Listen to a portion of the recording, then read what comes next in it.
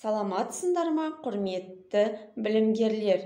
Мемлекеттік тілде іс қағаздарын жүргізу пәнінің оқытушысы Табыс Ақерке Бейбітқызы. Бүгінгі біздің сабағымыздың тақырыбы құжаттарды топтастыру. Сабақтың мақсаты құжаттарды топтастыру және құжат бланкілері мен формаларын дайындау, құрастыру дағдыларын жетілдіру. Сабағымыздың тақырыбы құжаттарды топтастыру. Сабағымыздың мақсаты құжаттарды топтастыру, құжаттар бланкілері мен формаларын дайындау және дағдыларын үйрету. Құжат латын тілінен куәлік, дәлелдеу деген мағынаны біледі. Дағдылы қолданыста оның негізгі үш мағынасы бар. Қандай да бір фактіні не бір нәрсеге деген құқықты көрсететін құжат, жеке басты ресми түрде куәландыратын құжат, бір нәрсе туралы жазбаша куәлік. Құжаттарды топтастыру олардың ұқсастығы мен айырмашылықтары бойынша бөлу және топтастыру. Кәсіпорынның не ұйымның құжаттары белгілі бір мәдени, тарихи құндылыққа ие мемлекеттік мұрағат қорының бөлігі болып табылады. Сондықтан олар мемлекеттік мұрағаттарда сақталады.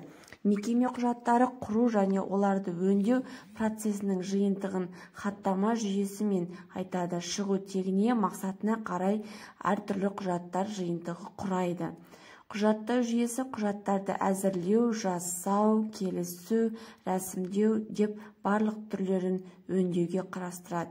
Құжаттама жүйесінің негізгі мақсаты құжаттау мен құжаттамаларды басқару процесін жеңілдету, басқару еңбегіндегі сапасын арттыру, мекеме ұйымдағы, кәсіпорындағы жұмыс істеудің талаптарын қалыптастыру және құжаттама жүйесін қарастыру. Бұл нормалар заңды актілермен белгіленген мемлекеттік органдар мен ұйымдардың іс қағаздарын жүргізу кезінде мынандай нормативтік құқықтық актілердің талаптарын басшылыққа алып отырады. Құжаттарды рәсімдеуге қойылатын талаптар Мәдениет және ақпарат министрлігінің 2009 жылғы 25 қыркүйекте 128 бұйрығында бекітілген, яғни Қазақстан Республикасындағы мемлекеттік және мемлекеттік емес ұйымдарда негізделген.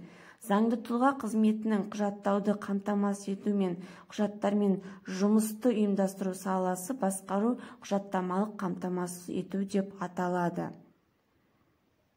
Құжаттандыру негізгі екі бағыты бар. Құжаттардың бір түсірілген жүйесі мен стандарттау. Құжаттардың бірізге түсірілген жүйесі бұл басқару құжаттарының бірыңғай құрамы мен формасын белгілеу болып табылады.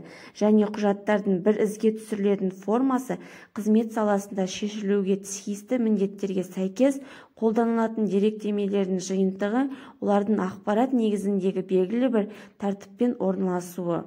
Құжаттардың формасы бірізге түсіруге, олардың құрастыру мен ортақ мерзіміне байланысты принциптеріне негіз алады. Осылайша құжаттардың үлгілеріне қарай құрастыру схемасы әзірленеді. Құжаттардың бірыңғай пішімге түскен модельдік схемасы формуляр үлгі деп аталады. Олар деректемелер жиынтығында орналасады. Бүгінгі сабағымыз аяқталды. Келесі сабаққа дейін сау болыңыздар.